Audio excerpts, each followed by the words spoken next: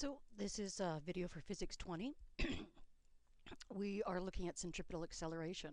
So in circular motion, we talk about uniform circular motion, and the uniform portion is that it's the path is uniform and the speed is uniform, so that the velocity vector has the same length as it goes around. But remember that that velocity vector is acting tangentially to the circle at any point. So you can see here we've got our velocity vector acting tangentially here, and then as if that point moves, it will act tangentially here, and so on. And so acceleration, or sorry, velocity, uniform velocity, says that you're traveling at the same speed in the same direction. And here, clearly, the direction is changing. So if the direction is changing, you must have some acceleration because the velocity is changing. Remember that acceleration is defined as a change in velocity over the change in time. And so there has to be something that's causing that object to not follow that velocity path or trajectory, that it's curving in.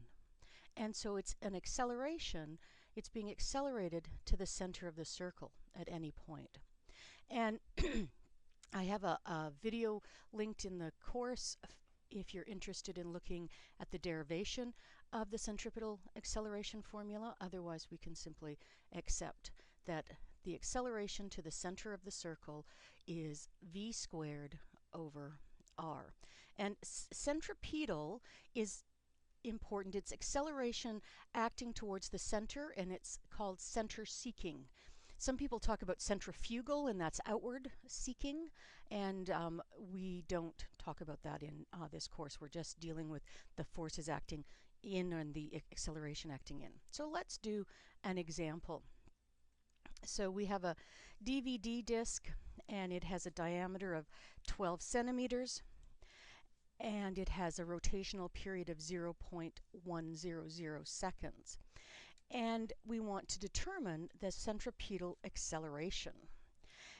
And so the first thing we have to do is recognize that we've been given a diameter, and so we can use that diameter or we can turn it into a radius. So we're going to take our diameter, and that's 12 centimeters, and convert it to a radius of 6 centimeters, but then we need to change it into meters, so we divide that 6 by 100, and we have 0.0600 meters.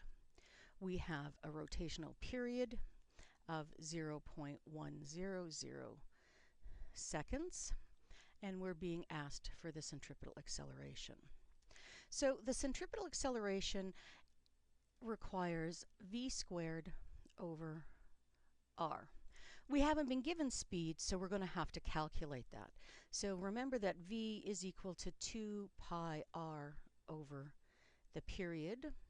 So 2 times pi times the radius of 0.0600 meters divided by our period of 0.100 seconds.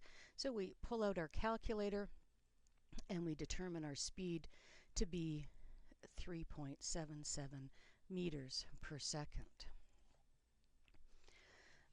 Once we have calculated our speed, we're able to calculate our acceleration. A is equal to v squared over r, so we take 3.77 meters per second divided by our radius of 0.0600 meters, and we get 237 meters per second squared. So that's just a quick example. Let's go to some practice pages in the textbook and in the workbook.